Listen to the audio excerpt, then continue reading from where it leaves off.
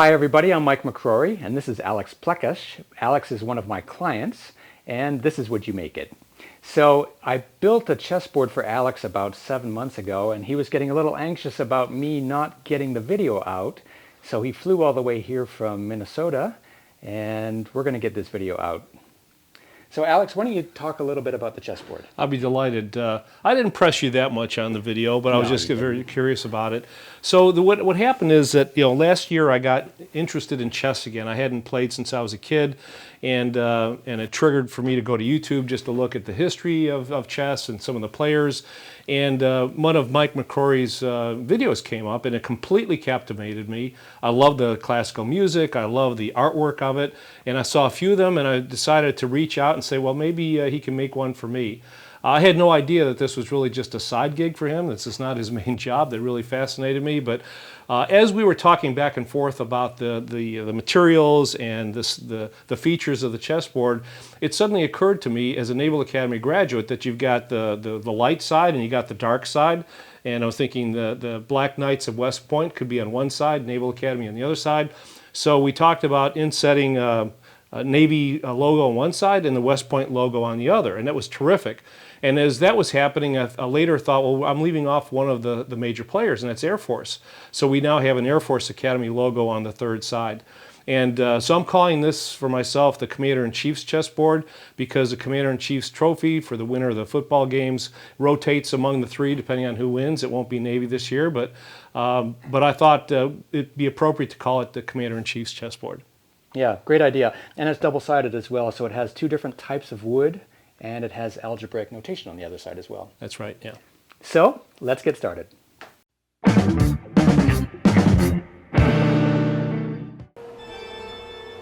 One side of the board is going to be Wenge and Curly Maple, so I'm cutting those pieces first.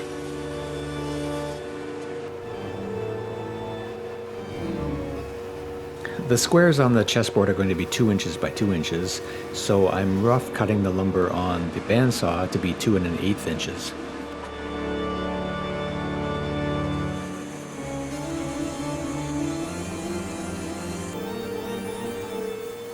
All of the music for this video was chosen by Alex and his daughter.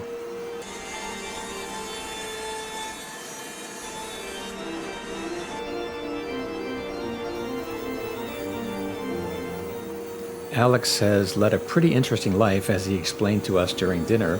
Notably, he's a retired Marine and a former Top Gun fighter pilot.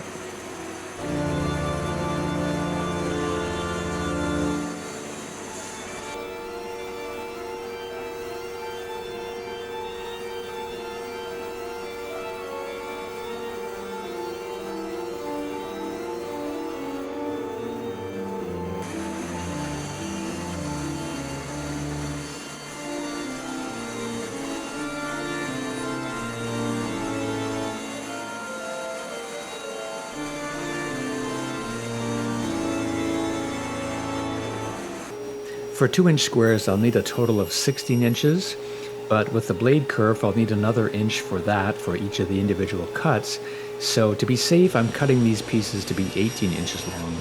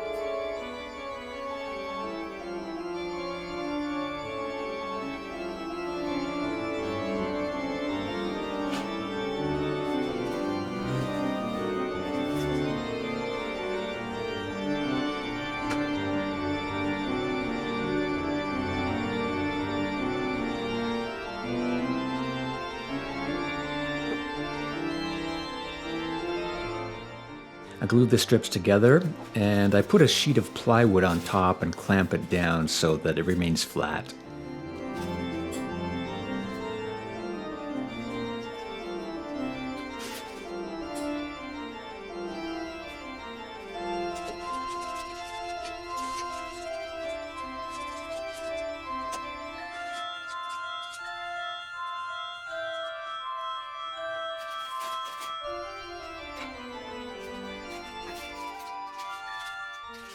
The other side of the board is going to be Bolivian Rosewood and Curly Maple, so now I'm milling those pieces.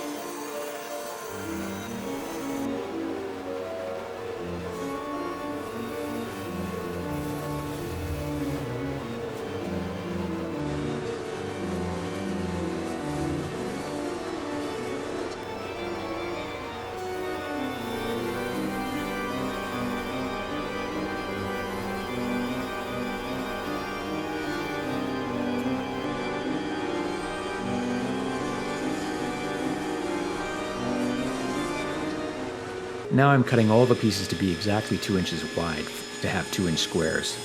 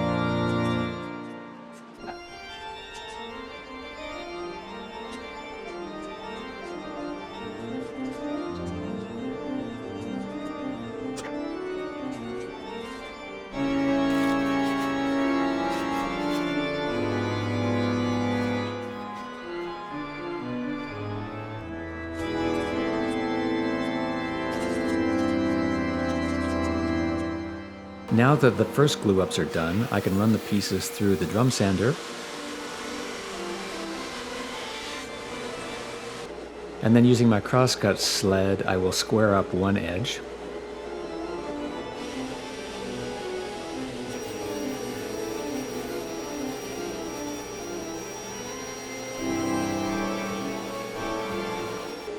And then use my fence set at 2 inches to cut the squares.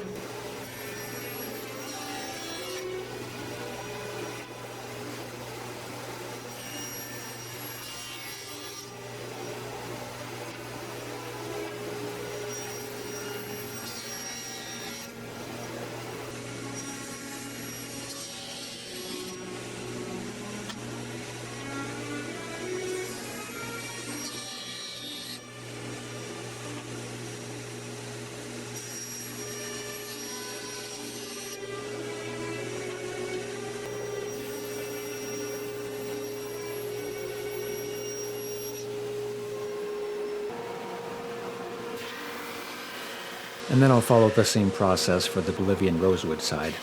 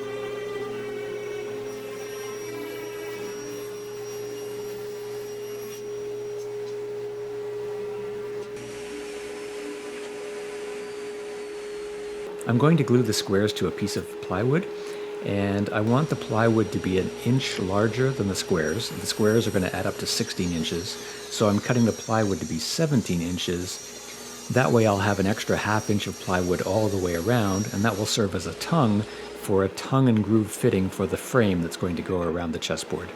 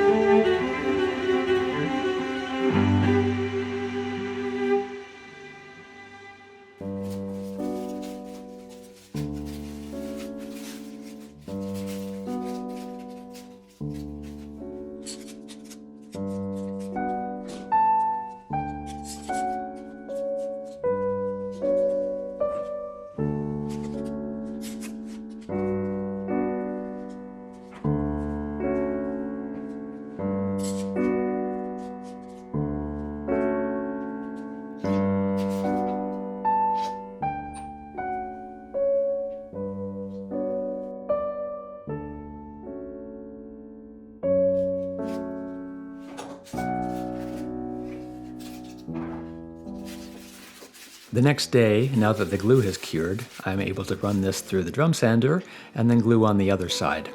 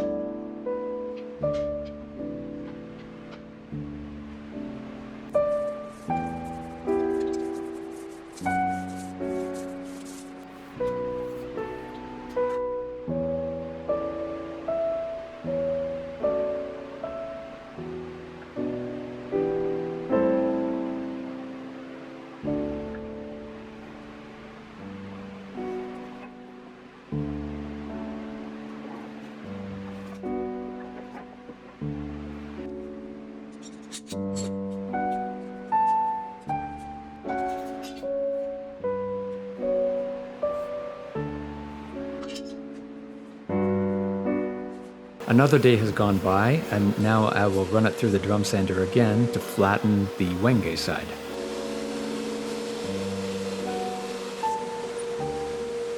Now I'm going to run the board through the table saw to shave off the smallest amount possible to make sure that the edges of the playing area are straight and to make sure that they are aligned top and bottom.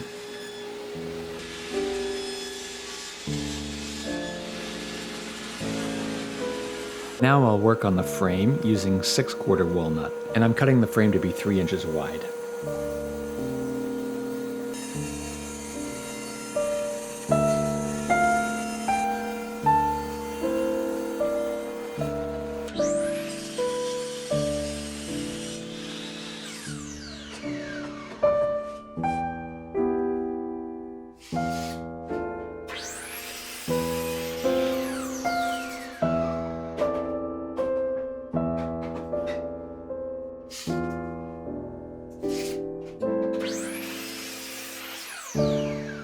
I'm labeling the ends of each piece so that I can keep track of them, so that when I place them around the board, the grain will be flowing continuously.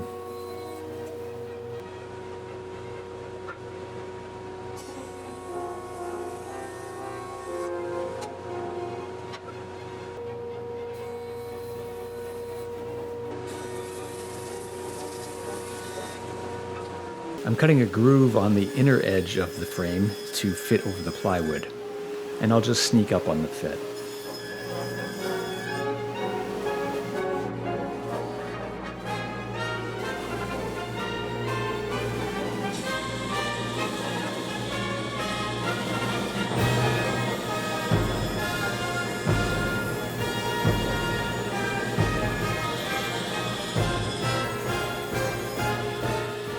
Next, I'll cut a 1/8 inch rabbet to hold the brass border.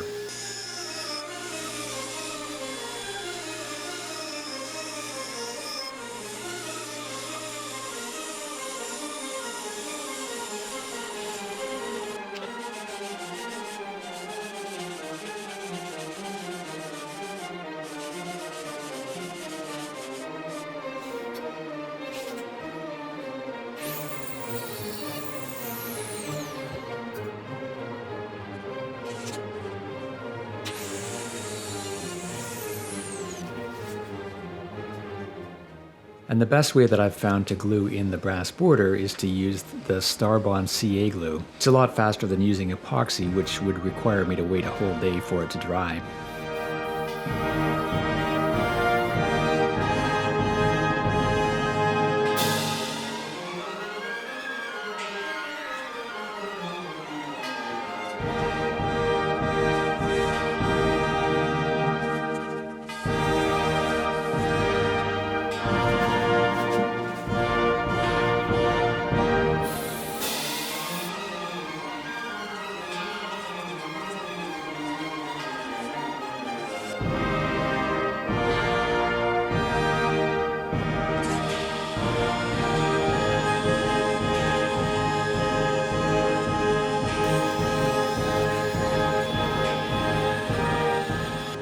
On the outer edge of the frame, I'm going to put some curly maple edge banding.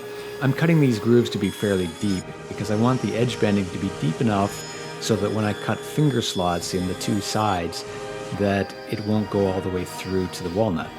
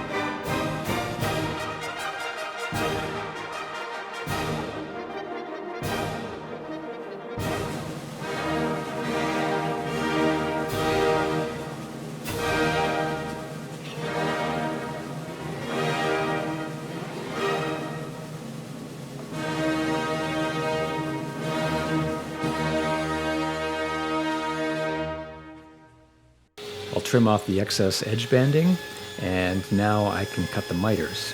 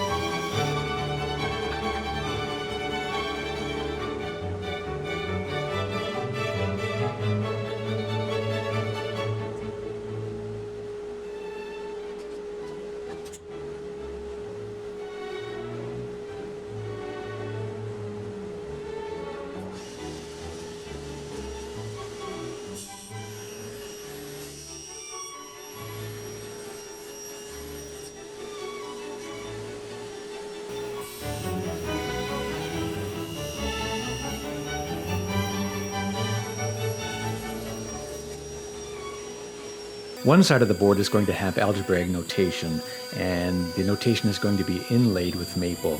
The algebraic notation is going to go on the side with the Bolivian Rosewood and Curly Maple.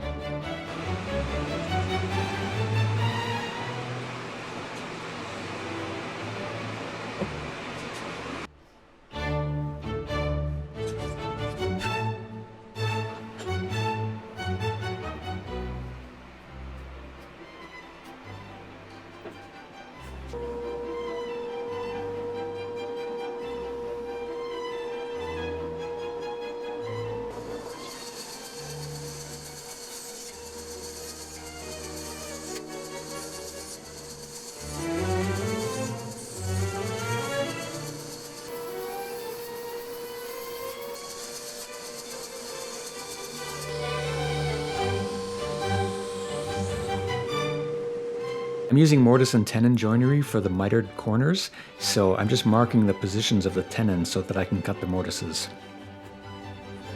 And I'll cut the mortises with my router.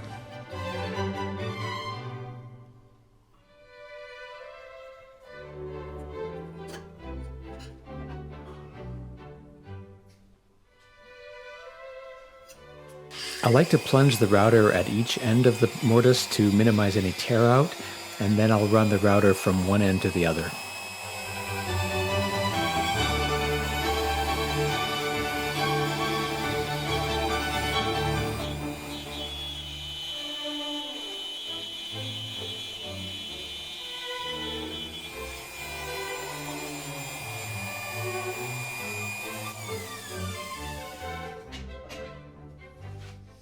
On the Wenge side of the board, I'm going to put logos for the Army, Air Force, and Navy, as well as gold leaf initials for Alex. And I'm starting with the Navy logo.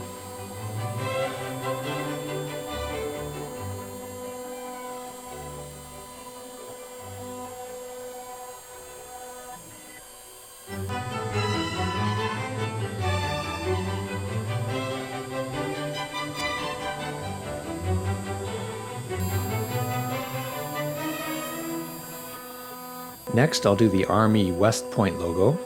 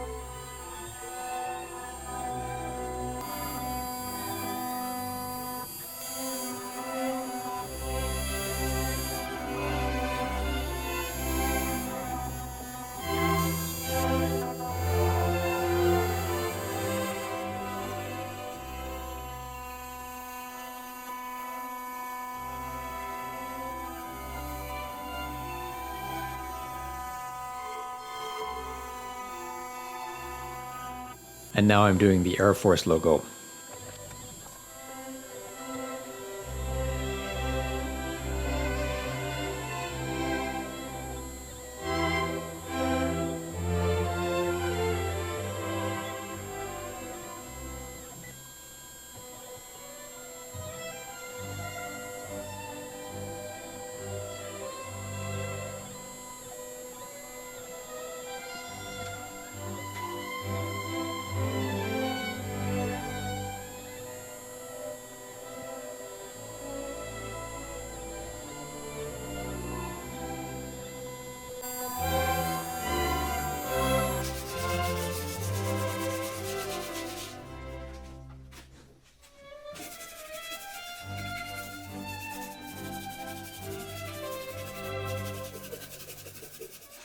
I tinted the epoxy for the Air Force logo first to make it kind of a turquoise blue color.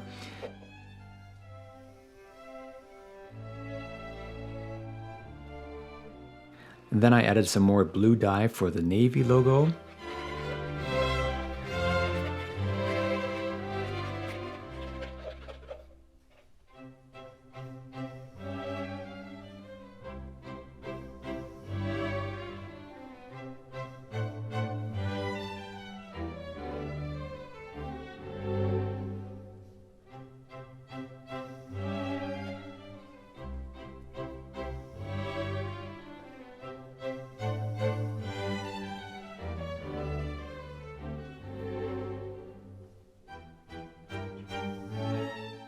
And at the end, I added some black dye for the Army logo.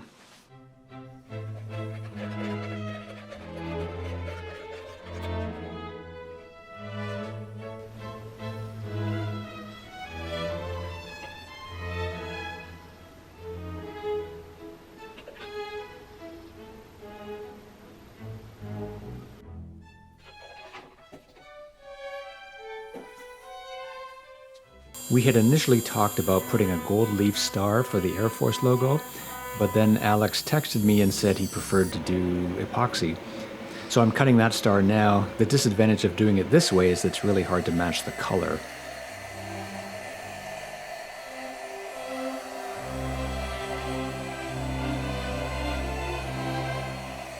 And now I'm carving the initials for Alex.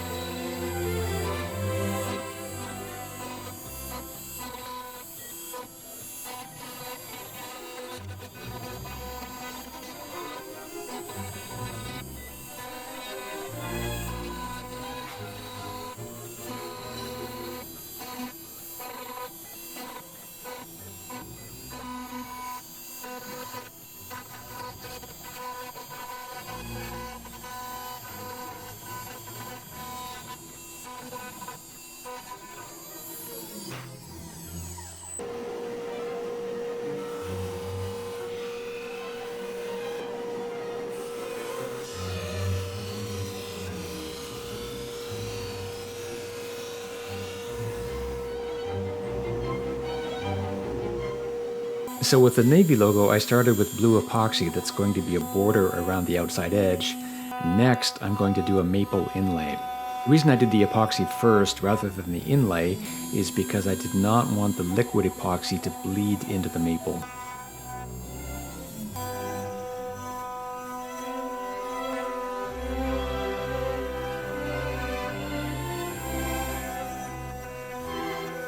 I cut 3 stars instead of 1 just in case one didn't turn out properly, but they all turned out to be okay.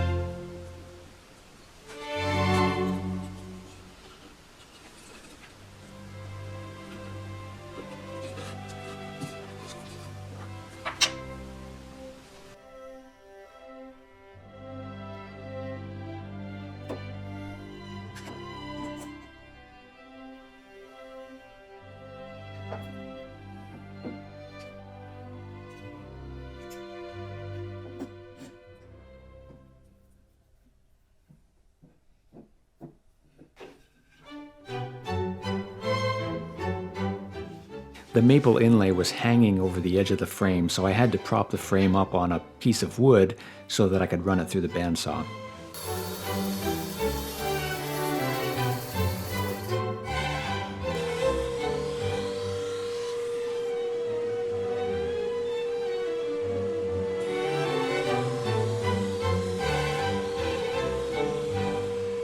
With all the carving and inlay done, I'm ready to glue up the frame.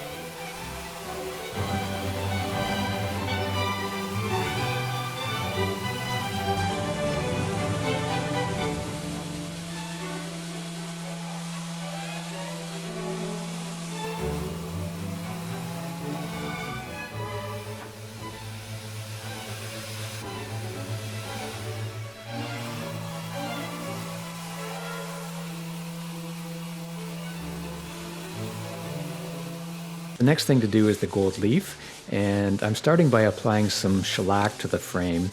That way the primer and the sizing are easier to sand off.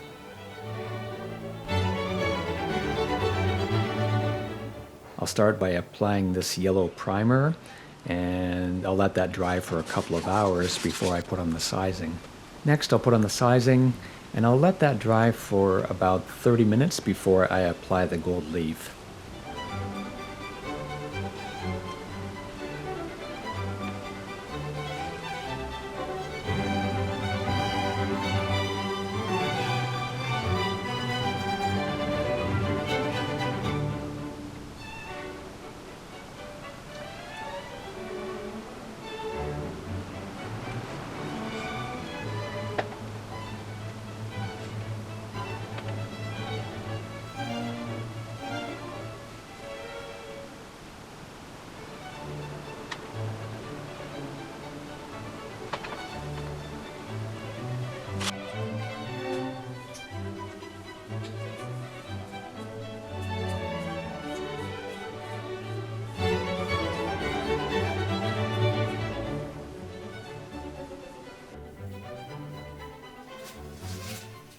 Then I'll sand off the excess gold leaf and clean it up with a brush.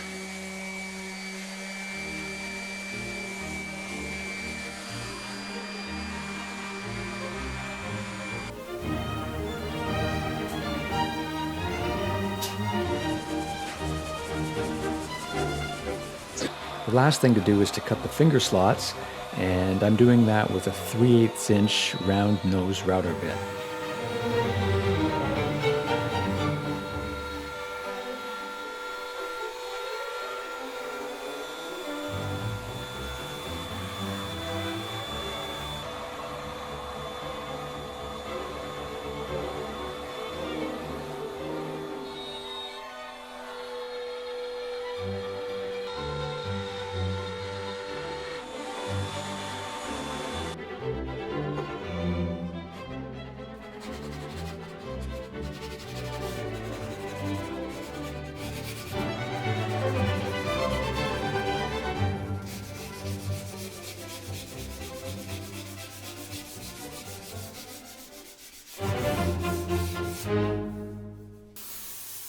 I'm applying a finish of pre-catalyzed lacquer, and I put on 4 or 5 coats of this.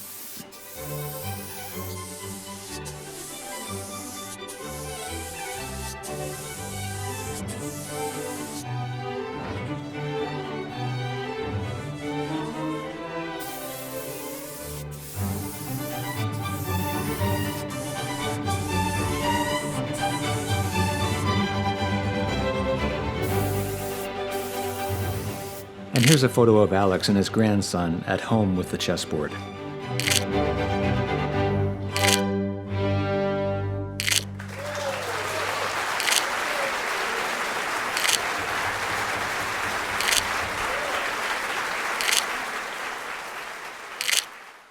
So I gotta ask, would you make it?